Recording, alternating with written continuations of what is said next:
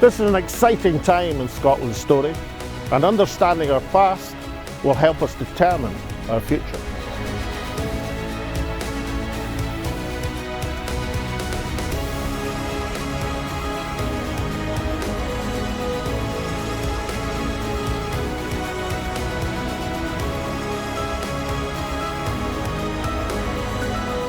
And when Scotland's voice is heard, it charts the way forward.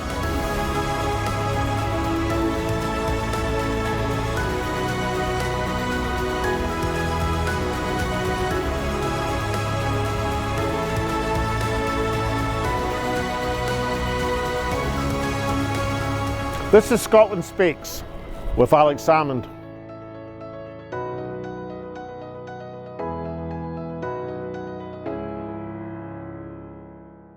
Good morning and welcome to Scotland Speaks with Alex Salmond once again at our popular broadcast time of 10 a.m. on a Saturday morning. For the football. Yes, of course, as Alex says, before a range of other sporting events which Scotland offers on a Saturday at this time of year. Cricket, for example, where I have more than a passing interest, and where after a very wet and faltering start, the domestic season is just getting underway. Cricket in Scotland is at least 238 years old. The first known matches were played in 1785 and many have been rained off ever since. Oh, come on, steady on, Taz. Mind you, I do freely acknowledge that cricket is actually a sport that Tasmina knows something about. Now on to today's show. Well, we turn today to the threatened marriage breakup between the SNP and the Greens, bound together by the Bute House Agreement of August 2021. But now, with elements in both parties wanting to go their own way. Alex turned earlier this week to seasoned political commentator Iain Macwhirter, who has seen just about every possible Holyrood administration, coalition Labour and the Liberals, minority government from the SNP, majority government from the SNP, new majority government from the SNP, and finally the Bute House Agreement between the SNP and the Greens. So if anyone can judge what is likely to happen, then Iain Macwhirter can. Over to Alex and Iain. Iain Macwhirter, is it now curtains for the SNP Green coalition? Well, I don't know about curtains, but for some time now, I think it's fair to say a number of people in the Scottish National Party have been feeling that the green tail has been wagging the dog. And now it seems that the tail is trying to wag itself off itself and perhaps go off on its own. And maybe that is a moment to sort of review this arrangement, which I think has been pretty damaging on the whole for the Scottish National Party. If you think of the number of policy failures from the deposit returns scheme to gender reform, and now this bizarre controversy over the Cass report, I don't know how really Patrick Harvey, leader of the Scottish Green Party, can say what he said about the Cass report, suggesting very strongly that it was it's an exercise in transphobic culture wars, and really remain as a representative of the Scottish government, because I don't think that is. I mean, Humza has been very ambiguous about this, but I don't think that is really a proper reflection of the position of the Scottish government currently. So maybe it's just time, as they go off with their EGM, to debate the future, which I think will be quite divisive within the Green Party as well, because a lot of people in the Green Party have not entirely been happy with the direction of travel. Perhaps it's now time for the SNP to say, well, so long, farewell, it's been good to know you. Now, I read an article you wrote for The Times earlier this week, Iain, where you seem to argue that the genesis of this coalition was much more to do with identity politics than it was either with independence or green politics.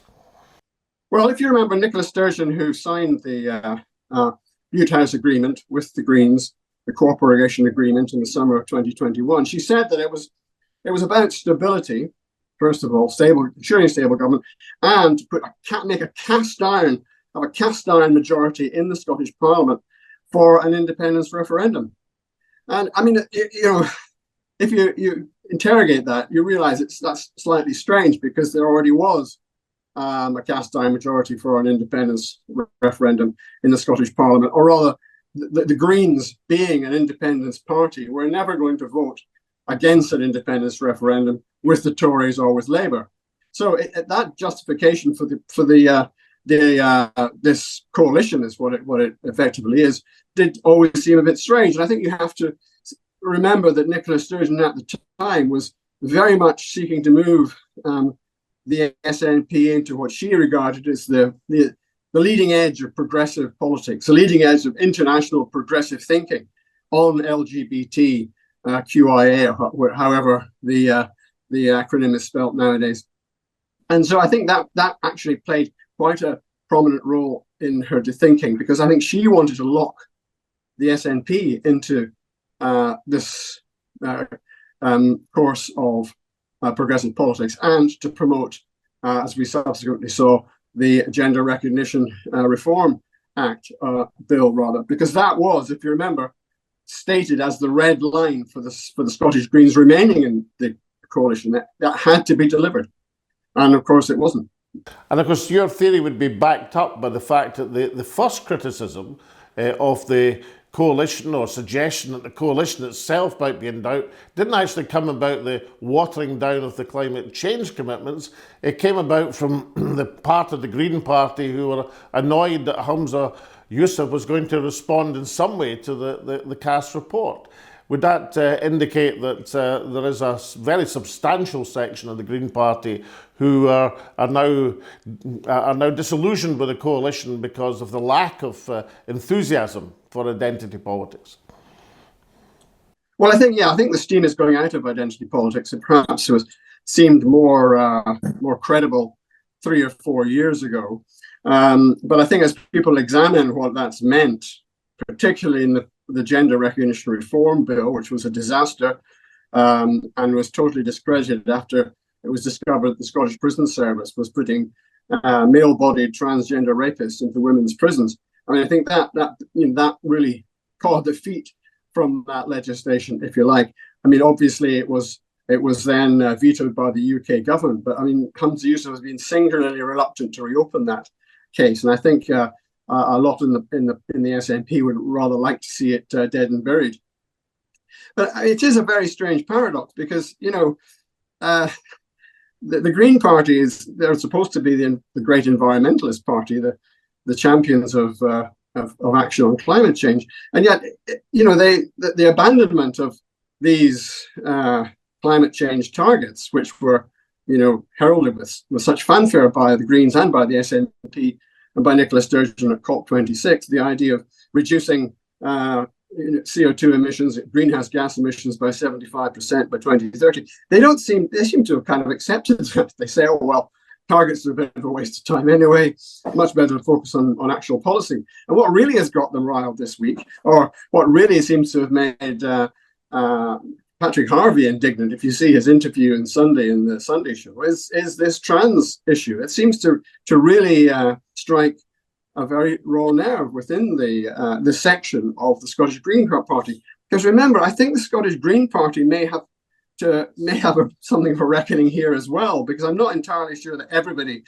in the Scottish Greens is totally sold up to this transgender agenda, the puberty blockers agenda. I mean, he actually was suggesting that, well, he made it absolutely explicit, he would not endorse the scientific validity of the CAS report, which, as everybody knows, is very benign and could not be conceivably regarded as transphobic. And that's strange. And why is the Green Party so obsessed about this relatively narrow issue and apparently relaxed about abandoning climate change targets, which they used to regard as very important? Just think, if the Greens had been out of this coalition, what would they have said? How would Patrick Harvey have reacted to the abandonment of the 2030 targets? I know what he'd have done. He'd have probably staged a walkout in the Scottish Parliament. You'd have had,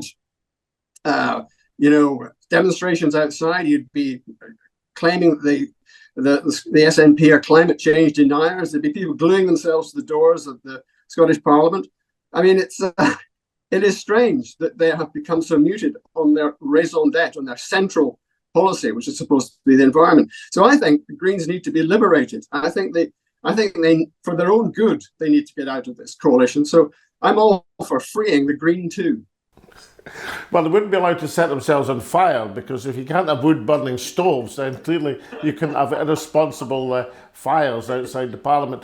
But Iain, who's going to lose them? Let's just say the marriage does break up. You seem to think it's a good thing for the SNP and a good thing for the Greens. But there must be some disadvantages of if the coalition does break up.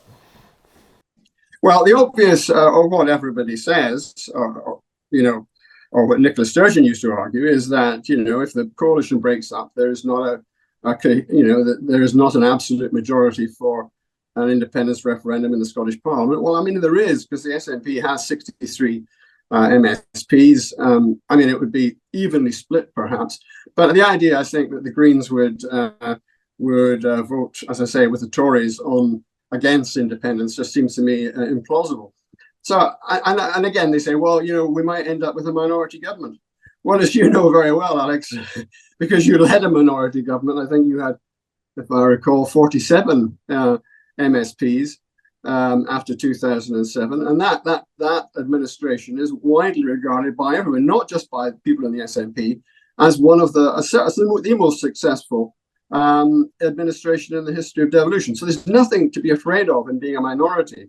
And, I think the bigger danger is that they become a very serious minority if they continue to be hitched to a party which doesn't really subscribe to the aims and values, I think, of the Scottish National Party itself. One final question. There is one thing to be afraid of if you're a minority government, and that's having an election. I was in the position that I wasn't afraid of an election when I was running a minority government. I'm not certain that would be the case for Humza Yousaf in the near future.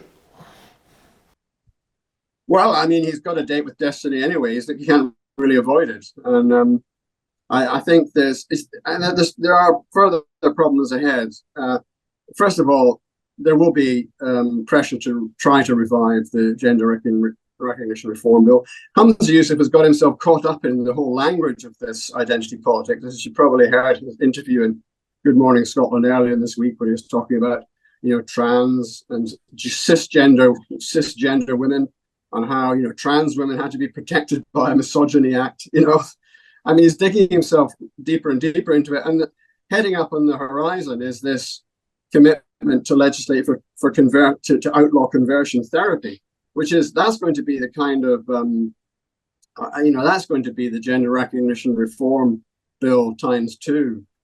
Because that's, as you know, it's basically to outlaw trans conversion therapy, meaning counselling of trans children to suggest that there might be alternative reasons for their distress and their identity confusion. There might be alternative reasons for that, perhaps autism, depression, eating difficulties, what have you, other than them being born in the wrong body. And the idea, transparently, is to bolster the affirmative approach, which has been so heavily criticised by Cass and the Cass report, to affirm that by making it difficult, if not illegal, for counsellors, therapists, clinicians, doctors to try to discuss the alternatives to puberty blockers and breast binding and cross-sex hormone drugs. So, I think that as soon as that hits the Parliament, that's going to be another negative, and that's going to be hitting before the 2026 Scottish parliamentary elections. So, he can't avoid it. There's going to be a reckoning, and it might as well be now. So, in a phrase then, Iain Macwhirter, is it going to be kiss and make up for the Greens and the SNP, or is it going to be break up? Well, I suspect it will be neither, because I don't think Humza Yousaf is really minded to force this issue. He seems he's now dug himself into this coalition approach, and he doesn't want to get out of it. So he's ruling out any reconsideration of it. He's rejecting any suggestion that the SNP should have a special emergency general meeting about this. And I think with the Greens, I suspect what will happen is that there will be great disenchantment in this Green EGM and a lot of anger. But I suspect they will not go as far as ordering Patrick Harvey and Lorna Slater to leave the Scottish government, because that would mean, I would think, they would have to resign their posts as co-leaders of the Scottish Greens, and that would be a traumatic appearance. So I think this coalition of chaos, as it's being called, is going to continue to the end. Iain Macwhirter, seasoned political commentator who has seen them come and seen them go. Thank you so much for joining me in Scotland Speaks with Alex Salmond. Now join us after the break, where I'll be interviewing the former Member of the Scottish Parliament, Jim Eadie, about this same subject.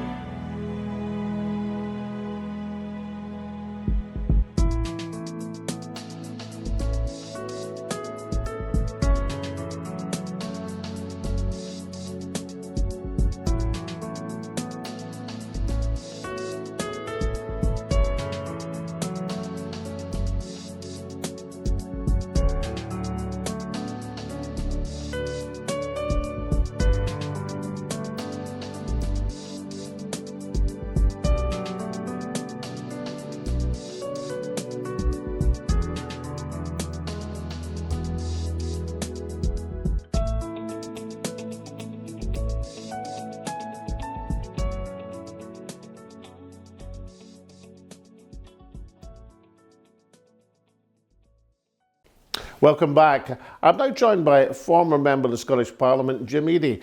Now, Jim, you were an MSP during the period of majority government from 2011, but before that, obviously, you were observing the conduct of the minority government parliament. Now, if there's to be a break-up, if it comes to pass that the Greens and the SNP go their separate ways, will Humza Yousaf be able to sustain a minority government? Well, obviously that remains to be seen. I mean, Humza's in a far more favourable and fortuitous position today than you were in 2007. I mean, he has, over 60 votes in the bag. You had 47, and every day. Are you counting Fergus Ewing in his 60? Well, perhaps not. That's why I deliberately didn't say 63 or 64, but he's got 60 plus MSPs in the bag. He's in a far more favourable position than you were. But of course, as you well know, Alec, it's not just a matter of the numbers, it's a matter of politics. And I would have thought that the key to sustaining a minority government is being certain that if you go to an election, if you go to the country and seek re-election, that you are in a more favourable position to do that than the opposition parties in the Parliament. Yeah, I think you're right. I mean, that was our ace in the hole during that period where we ran the Parliament with just a very small, not even a plurality, a minority of votes. But I mean, numbers do count. I mean, if he's in there with 60 plus, the Greens actually going to bring him down or in a budget negotiation? Do you think that would happen? Well, it's interesting because, as you know, the budget in that 2007 to 2011 Parliament did actually fail to be passed in one of the years when it was being put through the Parliament, precisely because the Greens had reneged on a deal. Of course, what happened was that they lost something like, I think it was £15 million for home insulation, which John Swinney then promptly gave to the Labour Party for something that they were pushing for. I think it might have been apprenticeships, it might have been something else. I remember this. This is when Patrick Harvey shook hands with me at lunchtime and then reneged in the afternoon, and we had something of a confrontation in the corridors, as I remember. Nothing too physical, but nonetheless a confrontation because, untrustworthy people should be confronted in politics. But so that was the case. But if I remember right, what happened the next week is the Labour Party failed to vote for their own amendment and the budget went through. Is that right? That's right. And of course, what that says is that it underlines is the fact that they were more afraid of an election than the SNP were. So, I mean, I think you've got to kind of weigh all of this in the mix. And you could have, in theory, a supply and confidence arrangement, as you had in 2007 with Robin Harper and Patrick Harvey. Robin Harper being a very honourable individual, as you remember from your time having dealt with him. Or you could have, ad hoc arrangements and on a case-by-case basis. So, at budget time, you could try and secure a deal with the Conservatives and I think, as I recall, the small business bonus scheme, new town regeneration were things that you were able to come to an agreement with the Conservatives on, but equally there were other issues that you could come to an agreement with the Labour Party on, such as apprenticeship. So, I think that obviously keeps the governing party on its toes, and it means that they have to fight and argue for policies and for legislation on its merits, rather than sitting back with an air of entitlement, thinking that you can just get everything through because you have the numbers to ram them through. In terms of negotiations, there were some accomplished practitioners. David McCletchie, he was a born negotiator. Bruce Crawford, of course, for the SNP, and a number of people in the Parliament you could have seen. If we take Patrick Harvey to one side, there was a number of people in the Parliament you could have a serious discussion with. No, I think that's right. I think you had people of real quality and calibre, such as the individuals that you've mentioned, and a few others as well.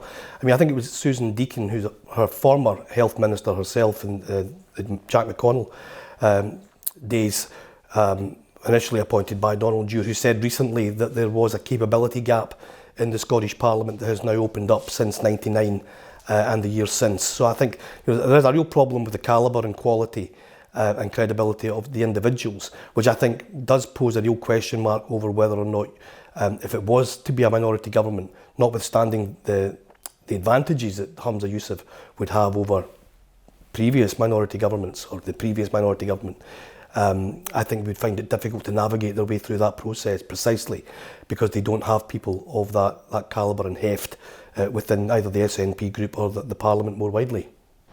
Would you say, from the Green Party perspective, what's the dangers for them if they go out of the coalition? Are they going to be accused of being lukewarm on independence and also not particularly strong in the achievement of Green objectives?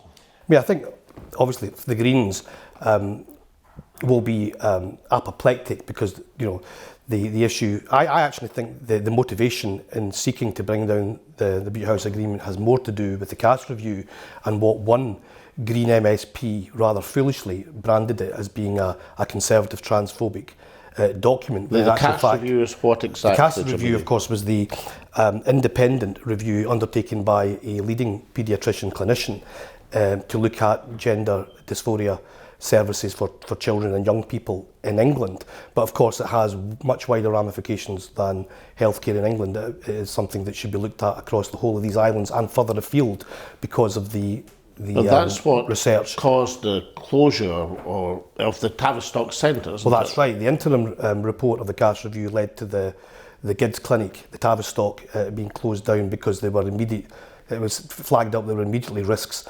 to children and young people in having that service continue.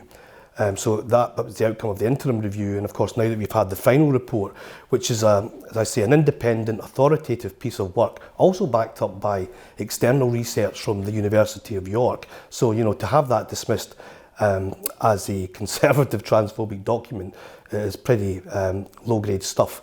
Particularly coming as it did from an MSP. But going back to your point about the future of the Bute House Agreement and the future of what is effectively a coalition government that we have in Scotland at the moment, I think the desire to revisit that has been motivated more by identity politics and the views, there are extreme views of the Greens on trans issues, rather than through any real concern or motivation about the failure to reach climate targets.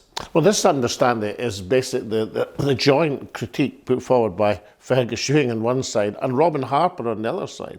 Both Fergus Ewing and Robin Harper argue that the leadership of the SNP, at least, and the Greens have had this interest in identity politics, which has perhaps been greater on the one hand in the interest in independence, and on the other hand the interest of achieving their climate ambitions. Well, I would completely agree with that. I think both the Greens and the SNP in different ways, as you've outlined, have actually betrayed their raison d'etre, their core reason for existence. You know, as you say, in the case of the Greens, environmental politics, in the case of the SNP, further progress on achieving independence.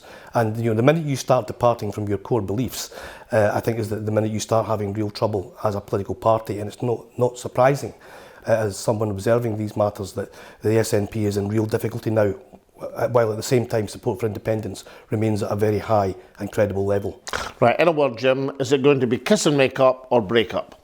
I hope it's break up, because I think Scotland will be the loser if they continue with this disastrous coalition. Jim Eadie, former member of the Scottish Parliament, thank you so much. And now back to Tasmina. Welcome back. Now, last week's show featured the dangers of an overall conflagration from continuing conflict in the Middle East. We interviewed Professor Akbar Ahmed of the American University in Washington, DC. This is what he had to say last week. Well, when we met at first, Akbar, you were the High Commissioner for Pakistan at the Court of St James. And we got a real good understanding as you visited Scotland and the Pakistani community in Scotland. And we thought the world had many challenges then, but I mean, since then we've had 9/11, we've had 20 years of the war on terror, the invasion of Afghanistan, the invasion of Iraq, 1 million people dead, and now the threatened conflagration in the Middle East. I mean, it does seem that, as you rightly say, the world is getting an ever more dangerous place. In that background, do you see some chinks of light, some cause for hope? Is there a way forward? I do, Alex, because I gave you one image that is of Edvard Munch's painting of the Scream. But opposed to that, there is another image, and I want your viewers to keep this in mind, and that is of the famous mystic Sufi poet of love, Rumi. Now, Rumi has many, many verses which speak from the heart. And remember, he's writing, Alex, in a sort of similar time. History is different for every generation, but sort of similar when the Muslim world is being attacked by the Mongols on one side and the Crusaders on the other side. And Rumi is writing poems of love. So he's basically saying we need to fall back into ourselves and rediscover our capacity to love. His famous lines, I go to the synagogue, I go to the church, I go to the mosque, and I see the same altar and I see the same spirit. It is calling out for us to embrace each other. So I think we do have hope. And I've found in my lectures, documentaries, talking to people responding very positively, very warmly, as indeed you did, Alex, when we came to see you in Edinburgh and record you for my documentary journey into Europe. And this is what you had to say in response to that show. Donald says the professor is a good man. Enjoyed the programme, excellent. Nice to see Fergus Ewing discovering a bit of fire in his politics. Alistair Dunnett, a hero. Good points at the end. Maureen says, admiration and respect for this gentleman from Washington. We need more peacemakers. Great episode, folks. Alex, see you at Glasgow on the 4th of May at the March. William Thorburn says, everyone just needs to take a chill pill and stop arguing over who has the best imaginary friends and stupid false borders. Finally, Rosebud says, Dear Alex, I really enjoyed your interview with the Muslim gentleman and your summary of your discussion with him. Our secondary education system should teach us about those who tried to bring messages of peace to mankind through their own good deeds, and to remind us that we should turn the other cheek. If Israel had done this, we might not be facing a third world war. God bless the innocents on both sides of this awful conflict. Thank you very much indeed for your messages. Do keep them coming in. And now to Alex's favourite part of the show, Scotland's Hidden Heroes, sponsored by Flagship Media. Among the independent Labour parties, many successes in 1920s Scottish politics, it was a spectacular by-election success in 1929, where a remarkable young lady entered the House of Commons. Her name was Jenny Lee, and she represented the constituency of North Lanarkshire. Now, that was a remarkable victory, firstly because Jenny was a very young woman at that time, in her mid-20s. But I think particularly notable because at that time you had to be over 30 as a woman to vote. So Jenny Lee entered Parliament, but not at an age where she would have been able to vote for herself. Her first parliamentary career was a very brief one. She lasted 2 years until the disruption of the early 1930s. MacDonald going into administration with the Tories caused a decimation in the left of centre ranks in the Commons, and she fell victim to that. But in 1934, she married an Iain Bevan, and for the next 26 years they had a relationship which was both incredibly loving and incredibly contradictory and argumentative, because they didn't always agree on politics over a range of things. But those who read my life with an Iain Bevan, one of Jenny Lee's books, will get a glimpse of that fascinating coupling in Labour politics. Jenny Lee returned to the Commons in 1945 in the great Labour landslide for a Staffordshire constituency, and she held that till 1970. By then, Iain Bevan had been a powerful, great figure in the Labour Party through the 1950s, dying at an early age, but not before having established, of course, the National Health Service. And what I think is a nice endgame to Jenny Lee's political career is that Harold Wilson appointed her as Minister of the Arts in 1964, and she served for the next 6 years as a government minister. And among her notable achievements, worked with Wilson to bring about the Open University. So in Jenny Lee and Iain Bevan, we have a power couple in politics, one of whom established the National Health Service and the other was instrumental in establishing the Open University. These are extraordinary achievements in a lifetime in politics. And Jenny Lee, to me, the daughter of a Fife miner, is a remarkable woman, somebody who was lifelong advocate of a Scottish Parliament, somebody who blazed a trail through the independent Labour Party politics, and someone who in her later political life had the remarkable and notable achievement of broadening the base of education through the Open University. And that's why Jenny Lee, to me, is one of Scotland's hidden heroes.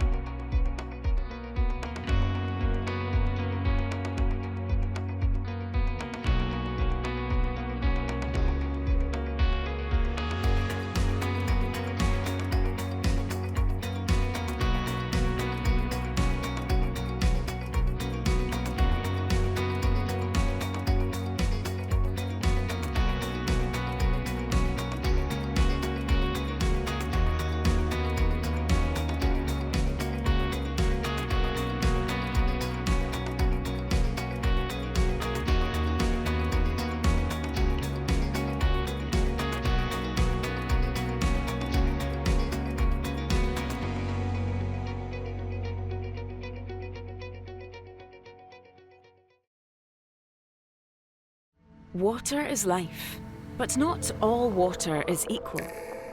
Our water ionizer restructures and alkalizes water for optimum hydration and detoxification,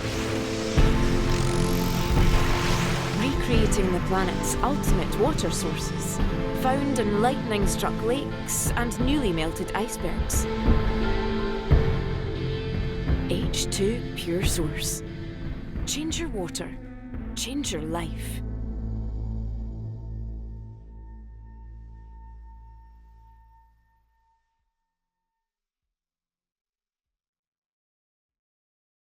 The SNP and the Green Party, Patrick Harvie and Humza Yousaf. Is it going to be a tale of unrequited love?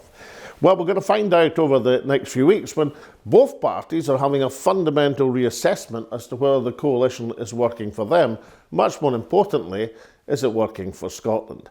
Now, from an SNP perspective, from a critique from the backbenches, somebody like Fergus Ewing, he will trace just about every single disaster that the SNP have encountered recently will be in the hands of the Greens, from bottle schemes to fishing bans. You can see green fingers all over these setbacks.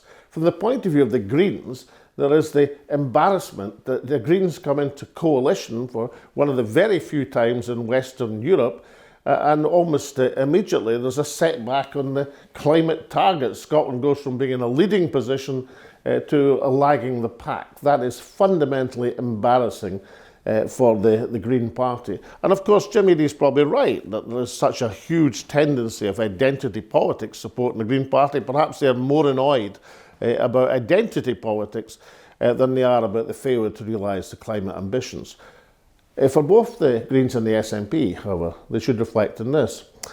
In the first period of SNP government, minority government, not only did the Climate Change Act go through the Parliament unanimously, but by 2014, Scotland was far ahead of its climate targets 6 years early. So the reality is that with the Greens outside government and with the SNP in a minority position, they achieved far, far more in that period than they've managed to do since.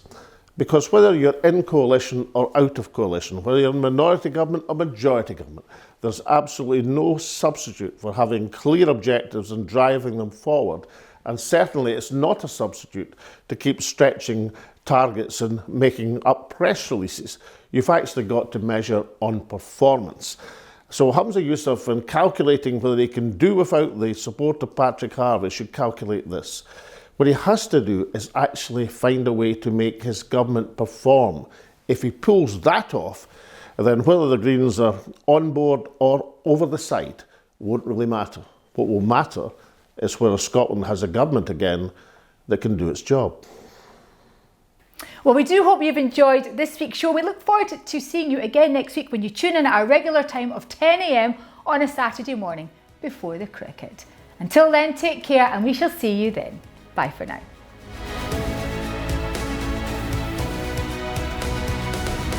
This is an exciting time in Scotland's story, and understanding our past will help us determine our future.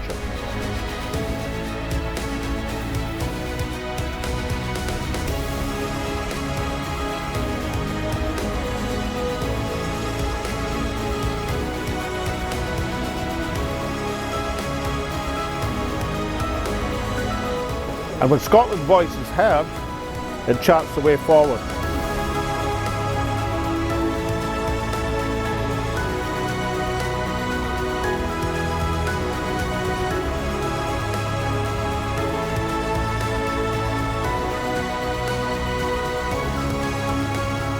This is Scotland Speaks with Alex Salmond.